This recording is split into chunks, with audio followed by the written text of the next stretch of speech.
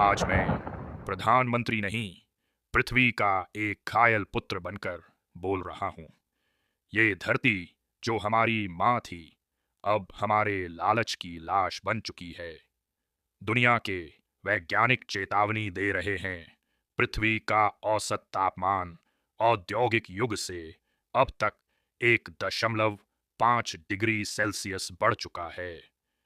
और अगर हम अगले 10 सालों में कुछ नहीं बदले तो यह तापमान 2 डिग्री सेल्सियस पार कर जाएगा, जिसके बाद हिमालय की 80% बर्फ, गंगा यमुना के स्रोत और भारत की खेती की रीढ़ सब ध्वस्त हो जाएंगे। आज हर साल भारत में 5 लाख लोग जलवायु जनित बीमारियों से मर रहे हैं। Heat stroke, pulmonary disease, asthma, बाढ़, सूखा, जल संक्रमण। और विडंबना देखिए, जिन उद्योगों ने यह हाल किया वही अब ग्रीन बनकर पुरस्कार ले रहे हैं।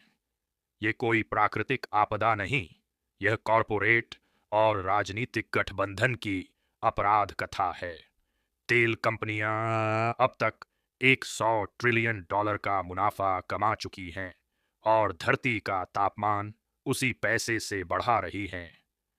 ये दुनिया अब धरती नहीं, प्रयोगशाला बन चुकी है, जहां इंसान ही प्रयोग की वस्तु है। कहा गया विकास चाहिए, पर किस कीमत पर। 1950 में दिल्ली की हवा सांस लेने योग्य थी। आज WHO के अनुसार दिल्ली की हवा में PM2.5 का स्तर विश्व सीमा से 15 गुना ज्यादा है। हर सांस अब एक अपराध बन चुकी है। बच्चे के फेफड़े अब कारखानों की चिमनियां बन चुके हैं। और फिर हम कहते हैं विकास रुकना नहीं चाहिए। भाई, जब जीवन ही रुक जाएगा तो कौन सा विकास चलेगा। हमारे देश के 80% भूजल स्रोत अब प्रदूषित हैं। गंगा, जिसे हमने मां कहा, अब औद्योगिक अपशिष्ट की नाली बन चुकी है। हर साल 70 लाख लोग भारत में दूषित पानी से मरते हैं। फिर भी हम नमामि गंगे की तस्वीरें खींचकर वोट मांगते हैं। धर्म ने कहा था जल में जीवन है, लेकिन बाजार ने उसे बना दिया जल में प्लास्टिक है। यूनाइटेड नेशंस का आंकड़ा कहता है दुनिया की कुल ग्रीन हाउस गैसों में से 35% उत्सर्जन केवल मांस उद्योग से आता है। यानी गाय, सुअर, मुर्गी, बकरी नहीं, बल्कि मानव का भूख रूपी राक्षस पृथ्वी को खा रहा है। हर साल अरबों जानवर केवल मनुष्य की स्वादेंद्रियों के लिए काटे जाते हैं और हर कटे हुए प्राणी के साथ हवा में मीथेन, कार्बन डाइऑक्साइड और नैतिकता का शव छोड़ा जाता है। आज धरती को बचाने के लिए कारें नहीं, कसाई खाने बंद करने होंगे। हम पेड़ों को काट रहे हैं ताकि मोबाइल टावर लगें, और फिर टावर से वीडियो देख रहे हैं कि पेड़ क्यों मर रहे हैं। क्या यह मूर्खता नहीं, आधुनिक पागलपन है। पिछले 30 सालों में भारत ने 21% वन क्षेत्र खो दिया है। जंगलों की जगह कॉरपोरेट कॉलोनी बन रही है और जंगल के साथ ही खत्म हो रहा है बारिश का संतुलन, पक्षियों का संगीत और मनुष्य का विवेक। जब तकनीक का उद्देश्य चेतना न होकर नियंत्रण बन जाए, तब विज्ञान भी धर्म विरोधी बन जाता है। और यही आज का हाल है। हर साल दुनिया में क्लाइमेट कॉन्फ्रेंस होती है। नेता आते हैं, फोटो खिंचाते हैं, घोषणाएं करते हैं और अगले ही हफ्ते नए कोयला प्लांट खोल देते हैं। यह नया पाखंड है, हरित पाखंड। असली युद्ध अब किसी सीमा पर नहीं, वातावरण के भीतर चल रहा है। और इसका दुश्मन कोई देश नहीं, हमारा खुद का उपभोक्तावाद है। धर्म अगर पेड़ों को काटने की अनुमति देता है तो वह धर्म नहीं, कॉरपोरेट पॉलिसी है। सनातन का मतलब है जो अनादि है, अनंत है और सब में सम है। धरती, जल, वायु, अग्नि यही असली देवता हैं। जिसने इनकी हत्या की उसने धर्म की हत्या की। साथियों, अब समय आ गया है। नारे छोड़ो, परिवर्तन शुरू करो। धर्म बचाना है तो धरती बचाओ। मंदिर बनाना है तो पेड़ लगाओ। व्रत रखना है तो मांस छोड़ो और यज्ञ करना है तो सत्य बोलो। मैं यह युद्ध चुनाव के लिए नहीं, आने वाली पीढ़ियों के अस्तित्व के लिए लड़ रहा हूं। अगर हमें बचना है तो जीडीपी ग्रोथ नहीं, प्लैनेटरी हेल्थ को लक्ष्य बनाना होगा। हम जलवायु परिवर्तन नहीं, चेतना परिवर्तन की बात करें, क्योंकि जब तक मनुष्य की आंतरिक हवाएं शुद्ध नहीं होंगी तब तक पृथ्वी की बाहरी हवाएं जहरीली रहेंगी। जो धरती के प्रति असंवेदनशील है वह किसी धर्म, राष्ट्र या ईश्वर के प्रति भी ईमानदार नहीं हो सकता।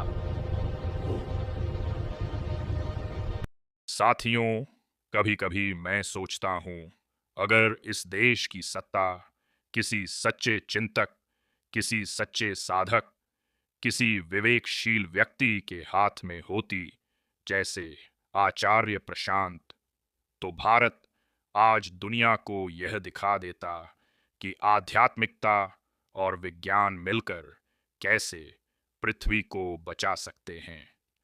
तुरंत सभी सरकारी सब्सिडी हटाई जाती जो कार्बन या पेट्रोलियम उद्योगों को दी जा रही हैं। बड़े तेल माफियाओं पर कार्बन एविएशन टैक्स और इंडस्ट्रियल एमिशन टैक्स लागू होता।